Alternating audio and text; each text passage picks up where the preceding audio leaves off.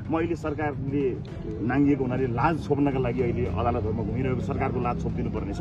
म ठाउँ ठाउँमा पुग्नु पर्नेछ।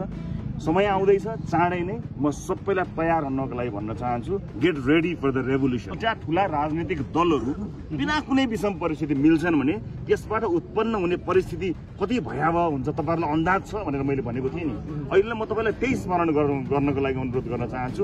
यो देशको भविष्य मेरो पुस्ताको, तपाईँ हाम्रो पुस्ताको हातमा आउँदैछ। त्यसकारणले एकदमै गम्भीर हुने, मैले यहाँलाई भनेको चाहिँ मेरो बोल्ने आवेग उत्तेजना मा छैन। किनभने मुलुक एउटा गम्भीर अवस्थामा आएको छ। एउटा जिम्मेवार राजनीतिक दलका हिसाबले र नेपाली जनताले एउटा आशा र भरोसाका साथ हेरेको एउटा दलका हिसाबले, त्यसको नेतृत्वकर्ताका हिसाबले म कुनै आवेगमा या उत्तेजनामा अभिव्यक्ति दिने पक्षमा अहिले छैन। त्यसकारणले मलाई थाहा छ तपाईहरुको प्रश्नको आशय र त्यसले कुन अर्थ लाग्छ भन्ने कुराको पनि म एकदम जानकार छु। त्यसकारणले म फेरि पनि यहाँलाई विनम्रतापूर्वक अनुरोध गर्न चाहन्छु, यो देशको भविष्य मेरो पुस्ताको, तपाईँ हाम्रो पुस्ताको हातमा आउँदैछ। त्यसकारणले एकदमै गम्भीर हुने समय हो। म तपाईलाई हेडलाइन दिँदा चिन्ता नगर्नुहोस्। म लाइफ लाइनको कुरा गर्दैछु, तपाईँ हेडलाइनमा चिन्तित हुनुहुन्छ। यो हेडलाइनमा चिन्ता गर्ने कुरा होइन, यो बाँड्ने कुरा होइन, यो के कुरा को कसको पक्ष र विपक्षमा गयो भन्ने कुरा होइन।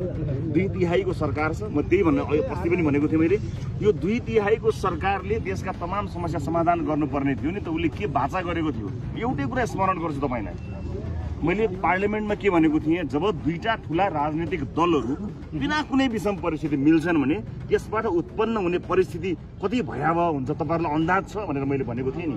अहिले म तपाईलाई त्यही स्मरण गर्नको लागि अनुरोध गर्न चाहन्छु। म अहिले सरकारले नाङ्गिएको हुनाले लाज छोप्नका लागि अहिले अदालतहरुमा घुमिरहेको सरकारको लाज छोपिदिनु पर्नेछ। म ठाउँ ठाउँमा पुग्नु पर्नेछ। समय आउँदैछ, चाँडै नै म सबैलाई तयार हुनको लागि भन्न चाहन्छु, get ready for the revolution. Ravi sir, यो व्यवस्था माथि नै जुन किसिमले धावा बोल्दै हुनुहुन्छ नि, रवि सर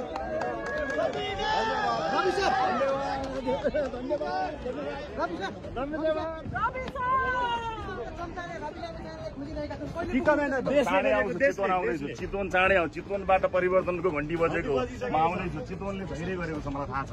चितवनले गरेको धैर्यको ठूलो एउटा परिणाम प्राप्त हुनेछ। चितवनलाई सलाम।